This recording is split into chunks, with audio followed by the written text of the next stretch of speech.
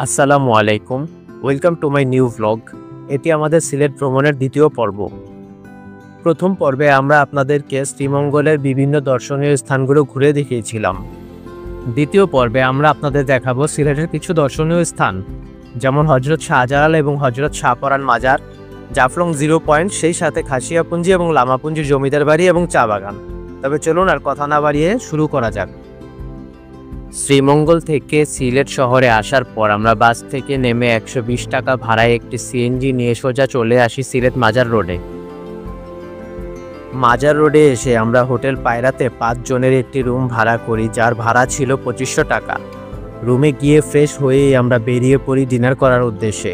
যেহেতু আমাদের প্রচণ্ড ক্ষুধা লেগেছিল, তাই খাবারের ভিডিও করা সম্ভব হয়নি।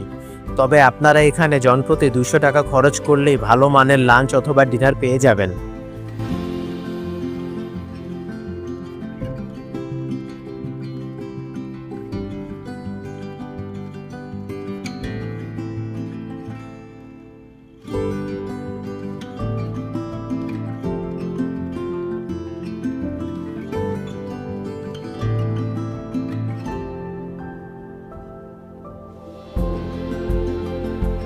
ডিনারের পর আমরা রওনা হলাম হজরত শাহজালালের মাজারটি ঘুরে দেখার জন্য।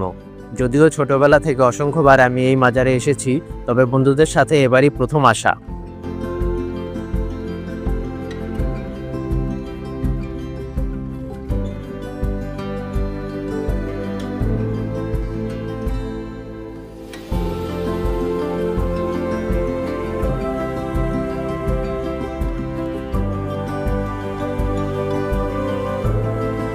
হজরত শাহজালালের মাজার, কেউ কেউ এটিকে হজরত শাহজালালের দরগাহ বলে থাকেন। সিলেট শহরের একটি আধ্যাত্মিক স্থাপনা এটি, যা মূলত 1303 খ্রিস্টাব্দে বাংলাদেশে আগত পাশ্চাত্যের ইসলাম ধর্মপ্রচারক হজরত শাহজালালের বাসস্থান ও শেষ সমাধি। এই দরগা সিলেট শহরের উত্তর প্রান্তে একটি টিলার উপর অবস্থিত। কারো কারো মতে সিলেট ভূমির মুসলিম সভ্যতা এই ধর্মমত এই দরগাকে কেন্দ্র করেই প্রসার লাভ করেছে। হজরত শাহজালালের লৌকিক ও অলৌকিক স্মৃতি বিজড়িত এই স্থান সিলেটের অন্যতম পূর্ণ তীর্থ হিসেবে পরিচিত।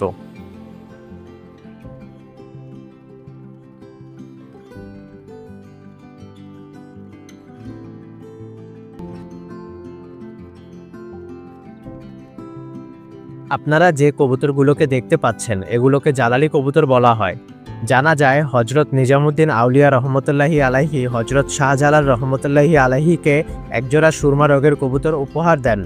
পরবর্তীতে হজরত শাহজালালের নামের সাথে মিল রেখে এই কবুতরের নাম জালালি কবুতর রাখা হয়েছিল।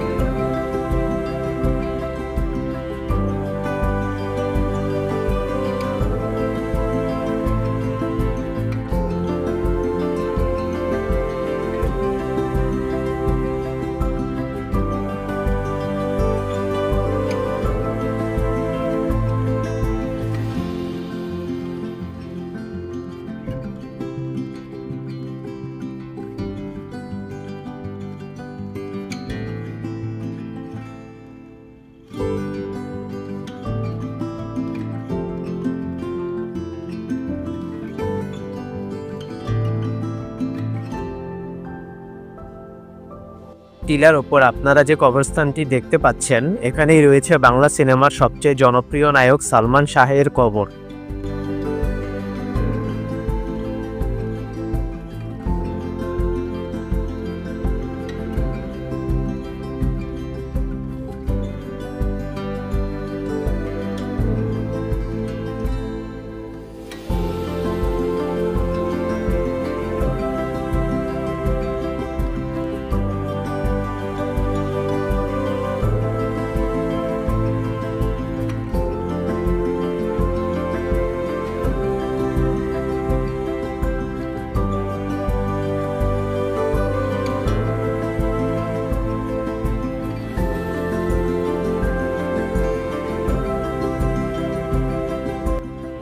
মাজারের সামনে এমন অসংখ্য দোকান পেয়ে যাবেন যেখান থেকে আপনি চকলেট থেকে শুরু করে কসমেটিক্স এবং জামাকাপড় কেনাকাটা করতে পারবেন।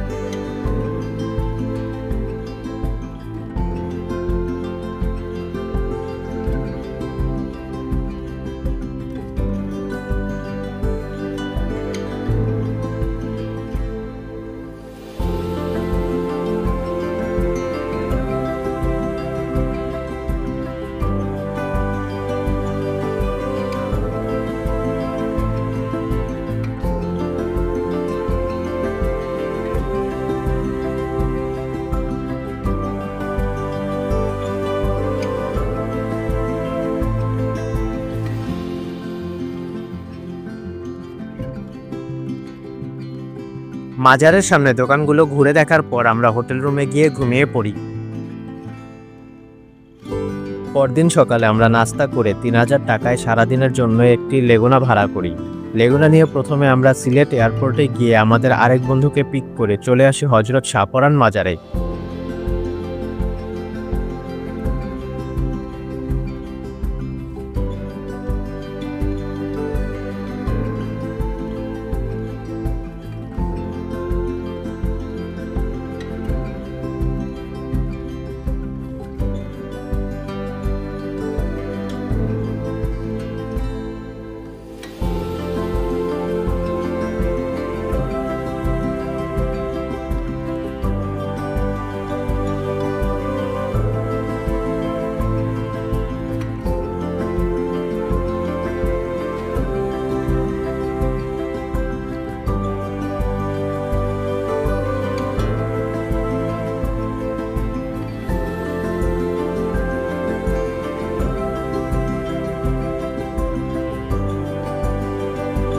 শাহপরান মাজার ঘুরে দেখেই আমরা রওনা হই জাফলং এর উদ্দেশ্যে। জাফলং যাবার সময় রাস্তার পাশের সিনারিওগুলো ভীষণ মনোমুগ্ধকর।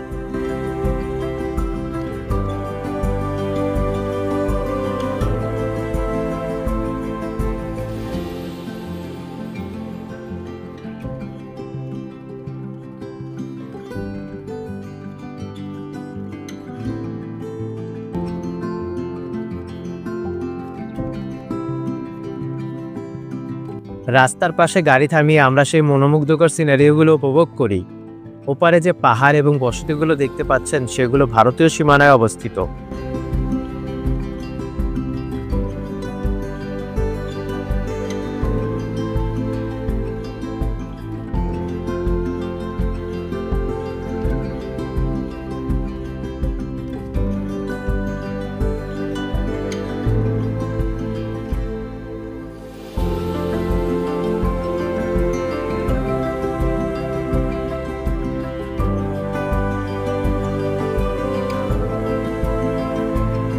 আর কিছুটা পথ সামনে এগিয়ে আমরা তামাবিল বর্ডারে এসে থামলাম। বর্ডারের ওই পাশটা হলো ভারত। আপনার কাছে পাসপোর্ট এবং ভারতের ভিসা থাকলে আপনি এই বর্ডার দিয়েও ভারতে যেতে পারবেন।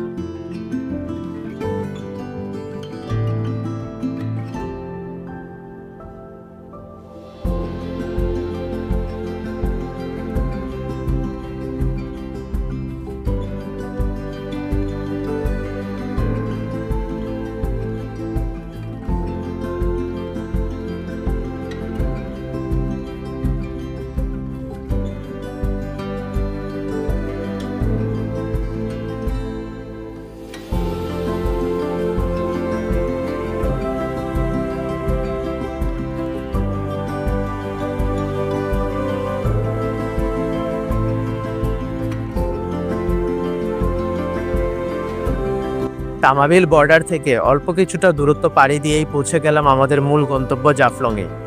জাফলংয়ে এসে আমাদের ড্রাইভারের সাজেশন অনুযায়ী একজন গাইড নিলাম। উনি আমাদের সকল স্পটগুলো ঘুরে দেখাবে। দামাদামি করে 2000 টাকায় আমরা একজন গাইড নিলাম।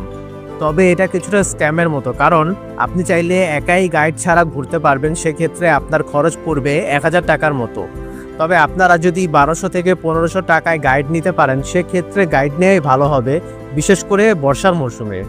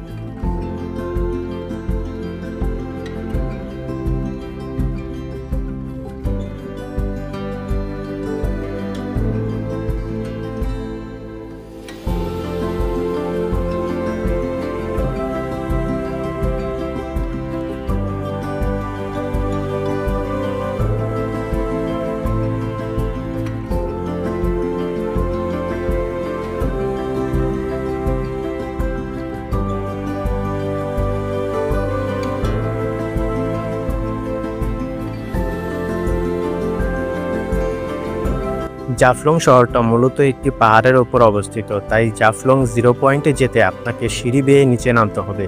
সিঁড়ি বেয়ে নিচে নামার সময় এখানে অসংখ্য ছোট ছোট দোকান দেখতে পাবেন। এই দোকানগুলোতে আপনারা ভারতীয় পণ্য খুব কম দামেই পেয়ে যাবেন, তবে আসল নকল পরখ করে কিনে নিতে হবে। ভারতীয় চকলেট থেকে শুরু করে কসমেটিক্স এবং জামা কাপড় সবই পেয়ে যাবেন এখানে।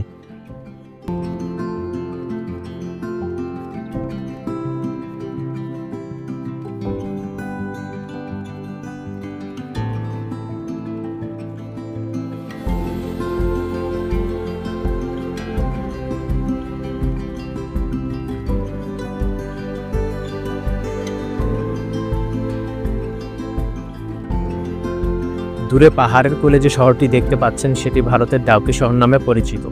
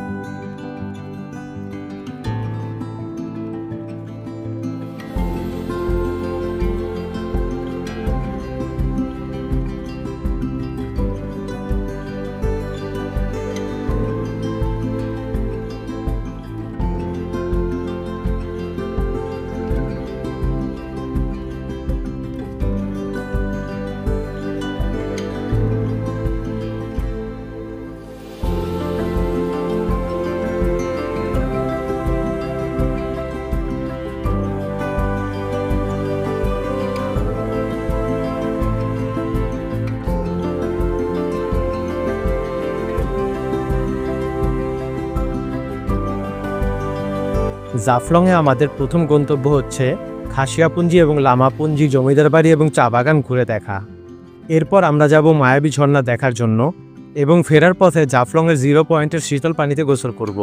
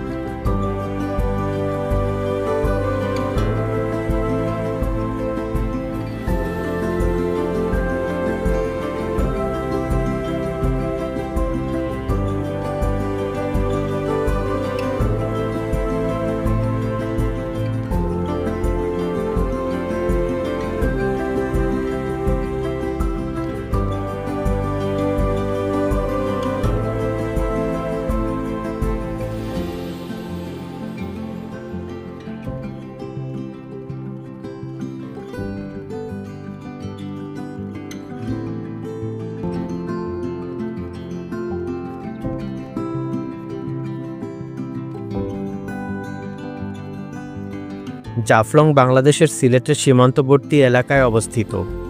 এর অপর পাশে ভারতের ডাউকি অঞ্চল। ডাউকি অঞ্চলের পাহাড় থেকে ডাউকি নদী এই জাফলং দিয়ে বাংলাদেশে প্রবেশ করেছে। মূলত পিয়াইন নদীর অববাহিকায় জাফলং অবস্থিত। এই এলাকায় যেমন সাধারণ বাঙালিরা বসবাস করেন, তেমনি বাস করেন উপজাতিরাও। জাফলংয়ের বল্লা, সংগ্রামপুঞ্জি, নকশিয়াপুঞ্জি, লামাপুঞ্জি ও প্রতাপপুর জুড়ে রয়েছে 5টি খাসিয়াপুঞ্জি। আদমশুমারি অনুযায়ী জাফলংয়ে 1953 জন খাসিয়া উপজাতি বাস করেন।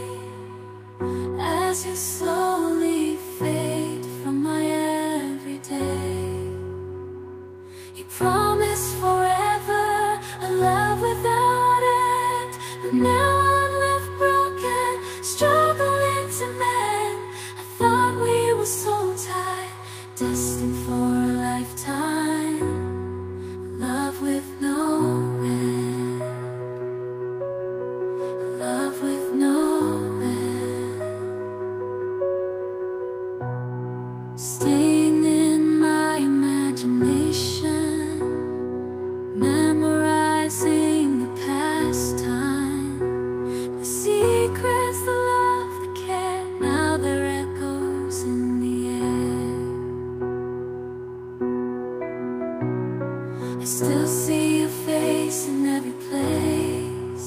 Feel your warmth, your gentle grace.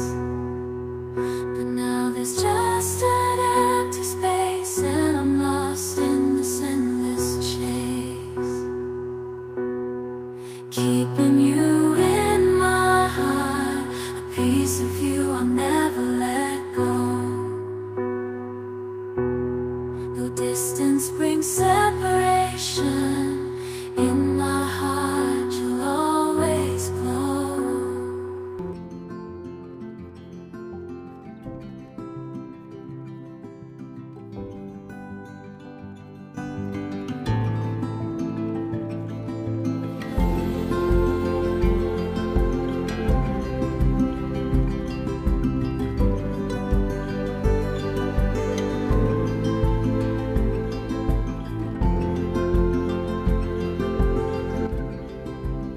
খাসিয়াপুঞ্জিতে আসতে 0 পয়েন্ট অতিক্রম করে অটোতে করে গ্রামের অনেকটা ভেতরে আসতে হবে। তবে অটোর ভাড়া গাইডের প্যাকেজের মধ্যে অন্তর্ভুক্ত। আপনি যদি গাইড ছাড়া আসেন তাহলে অটো রিজার্ভ ভাড়া পড়বে 800 টাকা।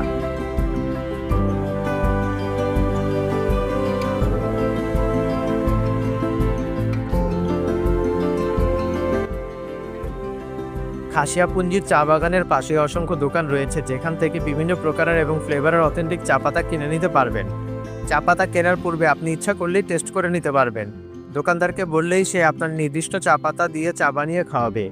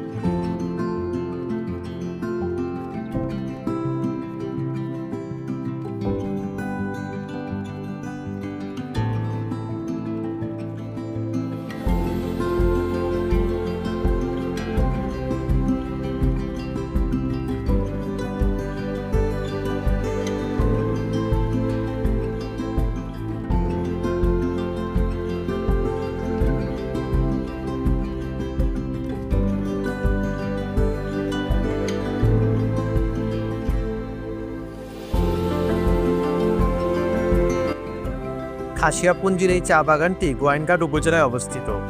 এই চা বাগানের পাতা থেকেই চা পাতা তৈরি করে এখানে বিক্রি করা হয়।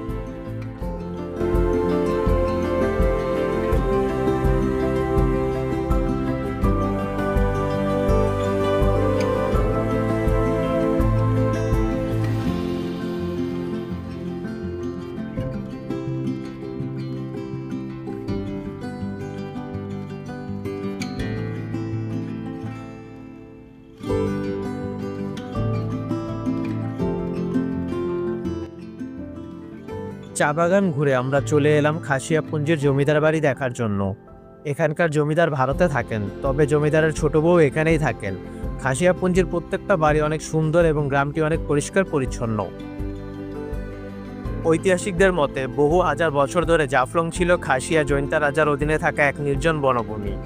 1954 খ্রিস্টাব্দে জমিদার প্রথার বিলুপ্তির মধ্য দিয়ে খাসিয়া জৈন্তা রাজ্যের অবসান ঘটে।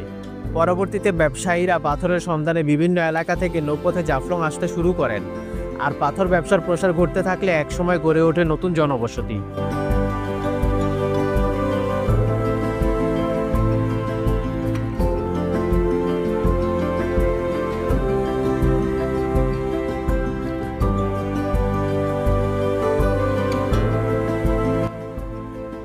এরপর আমরা রওনা হলাম মায়াবী ঝর্ণা দেখার উদ্দেশ্যে। অর্ধেক পথ অটোতে এসে বাকিটা পায়ে হেঁটেই পাড়ি দিলাম আমরা।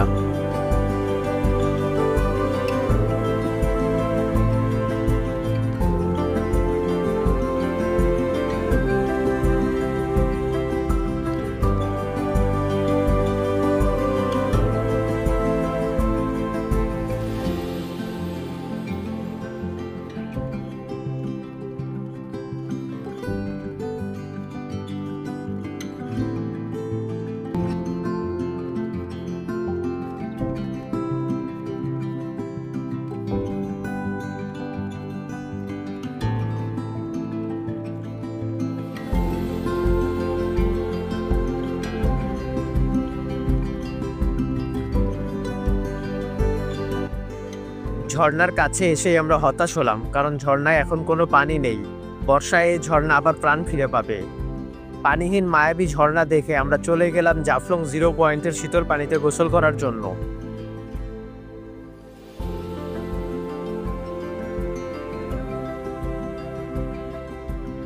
আজকের জন্য এই পর্যন্তই। সবাইকে অসংখ্য ধন্যবাদ ভিডিওটি দেখার জন্য। খুব দ্রুত আমাদের সিলেট ভ্রমণের পার্ট 3 নিয়ে হাজির হব। আল্লাহ হাফেজ।